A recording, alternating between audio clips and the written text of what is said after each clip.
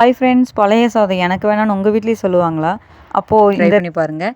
பழைய சாதம் தண்ணி உப்பு போட்டு ஒரு பாத்திரத்தில் கலக்கி வச்சுக்கோங்க. இப்போ ஒரு பாத்திரத்தில் எண்ணெய் காஞ்சோன்னே கடுகு, உளுந்தம்பருப்பு வேணால் கொஞ்சம் போட்டுக்கோங்க. இப்போ கொஞ்சம் வெங்காயம், ஒரு கொத்து கருகாப்புல், ஒரு வரமிளகா. ஏன்னா இங்கே சாப்பாடு கம்மியாக இருக்கனால நான் கம்மியாக தான் காரமும் வெங்காயமும் போட்டிருக்கேன். நீங்கள் உங்களுக்கு தகுந்த மாதிரி போட்டுக்கோங்க. இப்போ வந்து சாப்பாடு எடுத்து போட்டுக்கலாம்.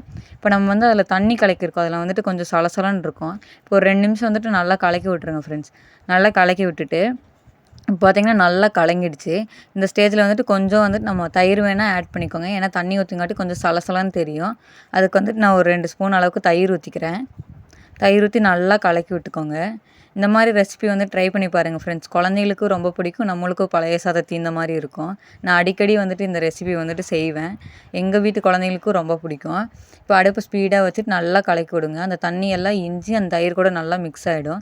எனக்கு கொஞ்சம் உப்பு பத்தல, அதனால் நான் போட்டுக்கிறேன். உங்களுக்கு வந்துட்டு உப்பு கரெக்டாக இருந்தால் நீங்கள் வந்துட்டு விட்டுருங்க. இப்போ நல்லா கலக்கி விடுங்க. அந்த தண்ணியும் தயிரும் நல்லா மிக்ஸ் ஆகணும், அந்தளவுக்கு கலக்கி விட்டுருங்க. நல்லா சுண்டி வரும் பாருங்க. இப்போ வந்து சாப்பாடு ரெடி ஆயிடுச்சு. கொஞ்சம் கொத்தமல்லி தழை வந்துட்டு போட்டுக்கலாம். போட்டு கலக்கி விடுங்க.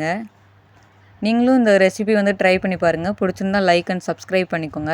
இப்போ வந்துட்டு வேறு பாத்திரத்தில் மாற்றிடலாம். இது வந்து குழந்தைங்களுக்கு கொடுங்க, ரொம்பவே பிடிக்கும். நம்மளுக்கும் பழைய சாதம் தீர்ந்த மாதிரி இருக்கும், அவங்களுக்கும் டேஸ்ட்டாக கொடுத்த மாதிரி இருக்கும். பாய்.